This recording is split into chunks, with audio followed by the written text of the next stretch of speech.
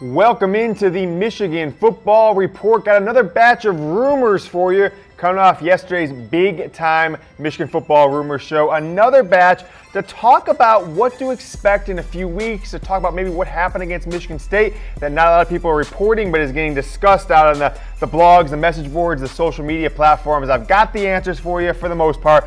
Want to tell them to you now here in the Michigan Football Report. I am James Yoder. Follow me on Twitter at James T. Yoder. You won't be let down if you do. Let's get into the biggest story this Friday. It's coming off our show here at Chat Sports Cowboys Report. Could Jim Harbaugh be gone after 2018? Could be the next head coach of the Dallas Cowboys? Well, I'm giving this one to two Harbaugh-heads. I personally don't think it is likely. I personally don't think it is feasible that it will happen. If you saw that video we showed you from the locker room of Harbaugh jumping around, I think you'll agree with me on that one. But the odds aren't crazy. So giving it two Harbaugh-heads, BETDSI has put out odds for the next Cowboys head coaching job. And if you see there, plus 2,300 odds for Jim Harbaugh, the 8th best on the list. So not crazy to think about that he would be pursued heavily. Would they offer him a $10 million contract? I don't think it's going to happen. I don't think he would even entertain the offers like he has not done the past few years. But if you look at his history, Jim Harbaugh, after his 4th season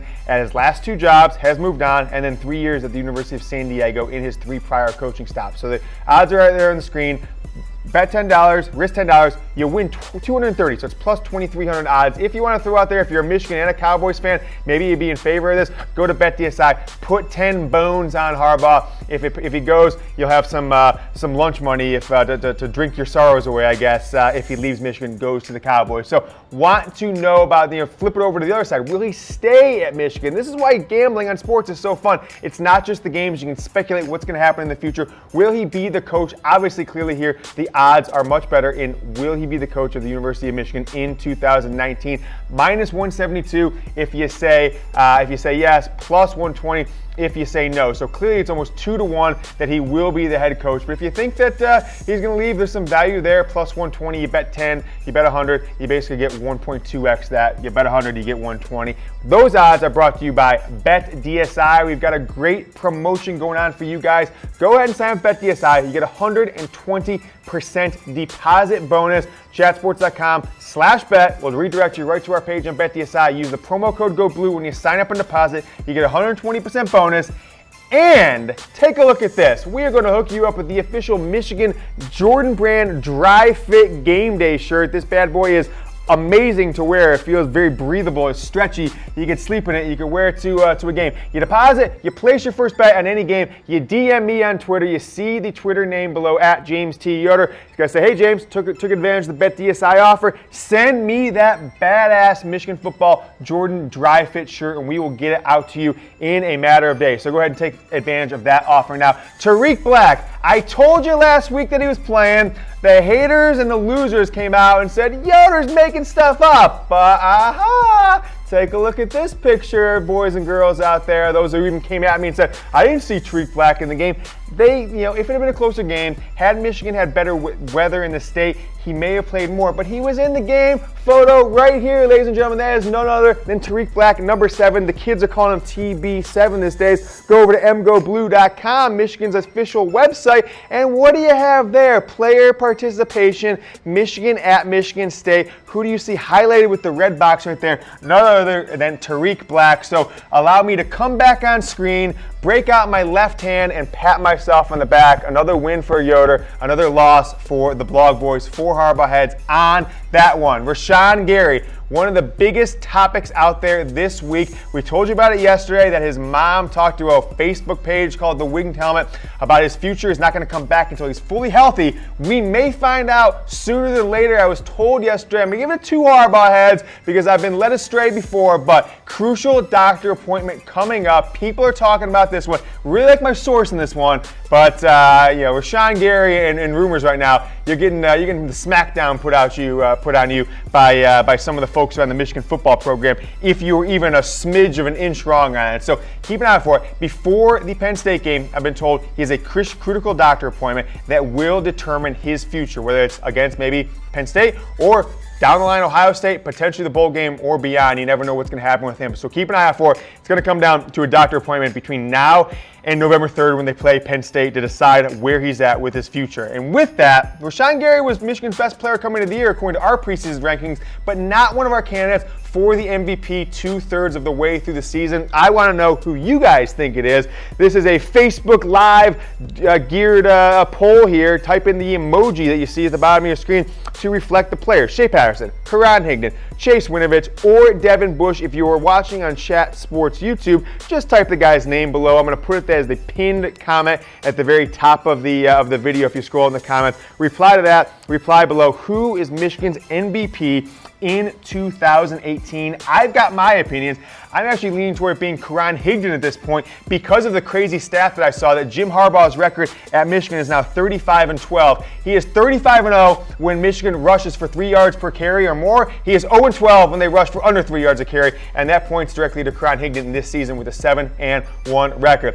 Coming off that, Michigan's MVP, Karan Higdon, Rashan Gary. Let's take a look at rumor number 4. We all remember Michigan going on the road to number 2 Penn State last year with a glimmer of hope for a great season for Michigan still out there and being absolutely blown out. Trace McSorley, Saquon Barkley, their tight ends, their wide receivers, Michigan's defense, who was in the top 3 or 4 in the country at the time, was absolutely annihilated a year after they shut down Penn State wholeheartedly. It was a Saquon Barkley show. Mike McCray will be having nightmares for days. But is Don Brown, is this his personal revenge game? We've talked about its revenge series. I am calling this one for Harbaugh-heads. Chase Winovich really was hyping up the revenge tour that Michigan's on to atone to their 4 Big Ten losses last year. Wisconsin check, Michigan State check, Penn State up next, and who is the biggest thing to prove? Who is the biggest revenge, the biggest proof points against Penn State? It is Michigan's defense, led by Don Brown, putting up some of his, actually I looked at the stats compared to like the last 5 or 10 years. They're putting up some historic stats as far as being considered the best defense of the past decade. If these stats continue, they've got to get it done against Penn State. Don Brown told media he is woke up every single day in the past year thinking about Penn State and the nightmares and the just terrible performance by Michigan's defense that day. I think they're going to come out with something. But Trace McSorley, mobile quarterback, they have got to have a different game plan than they've had for most of the season. They really haven't faced many mobile quarterbacks. Want to know if you think Michigan's going to win that game, if you think they're going to put the smackdown on Penn State like they did 2 years ago in 2016 when they won by, I believe, 39 points or something like that. Predict the score. If you're the first one to send me the correct score, by the way, like 1,000 predictions through 8 games this year, 0 people have gotten the right score. That is just mind-blowing to me. But go ahead and give it a shot. Nothing to risk. All you gotta do is DM me on Twitter. Comment below too, so we can see what your peers are guessing. Facebook Live on Michigan Wolverines by Chat Sports and on the Chat Sports YouTube channel. Comment below. What will the score be? November 3rd, 3:45 game. What will the score be? Michigan versus Penn State. Let's get it on to the next rumor. Did Drew Singleton, former top 100 recruit in the 2017 class, a linebacker, #1 player in the state of New Jersey, leave because of the depth chart? A lot of chatter on that's the reason. Thought he'd get more playing time through the first half of the season. I'm giving this one to Harbaugh-heads because we're going to take a look here in a moment at the depth chart for the University of Michigan when it comes to linebackers. And if he's not getting playing time this year, when's he going to get it? Because if you take a look at this depth chart we're throwing up right now, Michigan lists 4 linebacker positions, but really it is the weak side, the middle, and then the Viper position, the former Jabril Peppers position. That strong side linebacker is really more of a glorified defensive end. That's why we've seen Josh Uche come in situationally and almost always rush the quarterback. Noah Furbush has had some success there as well. But if you look at all these guys, every single one of them is going to be eligible next season. Now, Bush, Hudson might go pro, but Jordan Anthony,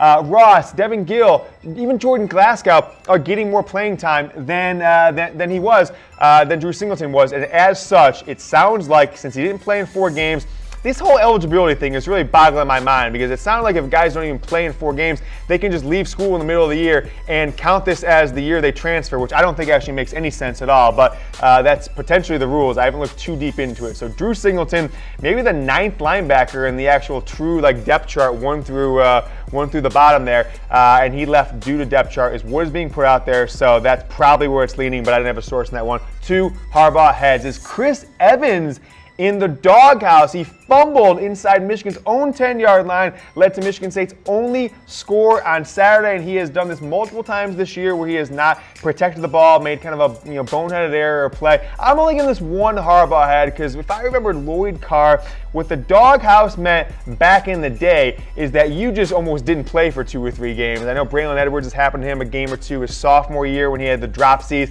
They didn't go to him as much. Chris Evans has had some decent stats this year. He started the one game Karan was out. 38 carries, 202 yards, but he's kind of gotten passed over by True Wilson. He's got 2 rushing touchdowns and 57 rushing yards in the season. But the reason I'm only giving it one Harbaugh head on this one is because Michigan doesn't have that much running back depth. And if anyone's injured, even if True Wilson, who's a walk-on 30-year guy, gets injured, Michigan will be almost completely depleted, and they're going to need Chris Evans down the stretch. Karan Higdon can't carry the ball 30, 35 times a game every week. So I'm only giving it one Harbaugh head, not because he shouldn't have fumbled. It's more or less like they really need him, and they're going to have to give him carries throughout these last 4 Big Ten games throughout the month of November. Let's get on to rumor number 7. I believe we're at rumor number 7 on this one. Juwann Bushell-Beatty came out of the game against Michigan State. Michigan's starting right tackle. Is he going to be back for Penn State? I'm giving this one 4 Harbaugh heads. This is what we call FACK, fact. That's how Jim Harbaugh spells it. That is how we spell it here at Chat Sports. Juwann Bushell-Beatty, 5th-year senior, a guy a lot of Michigan fans really expected a lot more out of early in his career, is surprisingly having a very good year. Surprising to me, maybe surprising a lot of you, because I didn't think he was going to get the starting nod. I thought he might start for maybe a couple games once he's in there for Notre Dame, but would be out of the lineup by now. He's had a really strong year. He got injured against Michigan State, but as was told yesterday, is cleared to play. Practicing this week, will practice all next week, and will be in the starting lineup against Penn State. So Michigan will be at full strength on the offensive side. Tarik Black, Juwann Bushell-Beatty returning to the show. Want to tell you guys about my my awesome sports coat that I've been putting out there for a couple months. Didn't wear it in the show today because kind of conflicted with my Mizzen and Main shirt. But check out this bad boy. I'm going to open it up. This is doing it justice. You walk into an office this week after Michigan beat Michigan State. You live in Ohio and Michigan beats Ohio State in a few weeks in Columbus. You walk in on Monday morning rocking this bad boy, sports coat, a blazer, blue blazer, maize and blue on the inside. You will own the office. Got the Go Michigan Wolverines right there. You can probably get to say Go Blue. Maybe we'll get them to embroider a name in there. Whatever it is, go get it at Reveal Suits. We have only got a few more days. You get $100 off if you email them now. You can't even find this on their website yet. They're not for sale. info@revealsuits.com. Get you the $100 off. All you got to say, want the Michigan coat? Give me the 100 bones off. They will send you the information to order, and you'll be one of the first ones rocking that anywhere in the world. So go check out Reveal Suits, info@revealsuits.com. Send them a message to get the $100 off. Next up is Carlo Kemp slowly becoming a star. I saw one of the publications that covers Michigan football put this story out there, and I was actually surprised because I don't pay attention to every single snap every guy gets at the beginning of the game. Surprised to learn that Carlo Kemp has actually started 7 of Michigan's 8 games this season. We've had the injuries to Lawrence Marshall, we've had the injuries to Brian Monet and Aubrey Solomon. Carlo Kemp, junior out of Boulder, Colorado, 9 tackles, 2.5 tackles for losses, half a sack. He's a big guy. He's going to play next year. Certainly seems like he's locked up a starting role over Aubrey Solomon and Brian Monet and some others. But to call him a star, like one publication said, I'll give that one, I guess, people are talking on that one. I should give it fake news because these are not star numbers. I think he is serviceable. I'm very glad to see him playing well. The Michigan defensive line has certainly performed well. But to call him a star like I saw out there this week, I think is disingenuous. He is a serviceable player, has an opportunity to be maybe more of a star or all Big Ten player next season. But as of right now, won't get any of those accolades as such. So I'm not ready to call him a star yet, but really glad to see the play he's put in throughout this 2018 season. All right, rumor number 9, our last one for this bye-week Michigan football rumors report is Tarik Black. We already told you he's coming back. That's FACK. Is he going to come back and start? Well, I'm giving it 3 Harbaugh heads. Not that he's going to start, but that Harbaugh and Jim McElwain and Pep Hamilton are given the opportunity to start. So that means that, hey, Tarik, look, go into the lineup. You've been ready to play kind of the last 2 weeks. You got some snaps against Michigan State. You have got 2 weeks to prove that you run the routes. You know the blocking downfield. You can do everything that made you the #1 receiver in fall camp in 17 and 2018. If you do that, you'll be in the starting lineup against Penn State. If not, you'll get a lot of snaps. But hey, Nico Collins, Donovan Peoples-Jones, some others have earned the right to be in the starting lineup because of what they've done. We've seen Michigan do good through the air, but still historically, these are not numbers that you're going to get all Big Ten or all American level accolades from. Donovan Peoples-Jones, 22 catches, 8 games through the season, so not even 3 catches a game. Nico Collins, 1 less than that.